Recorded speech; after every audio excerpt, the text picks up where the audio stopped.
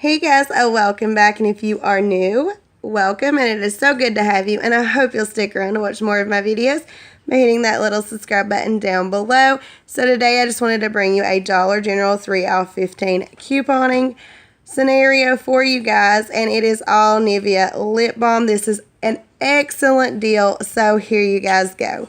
So what you want to do is you want to pick up 8 of the Nivea lip for $2. Now, these come in Sunday's inserts, and they are a $3 off 2. So, go ahead and pick up 8 of those. And your total is going to be $15 before your coupons.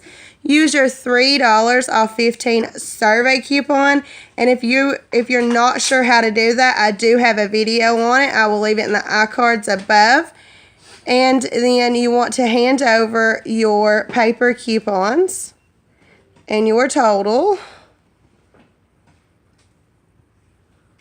Your total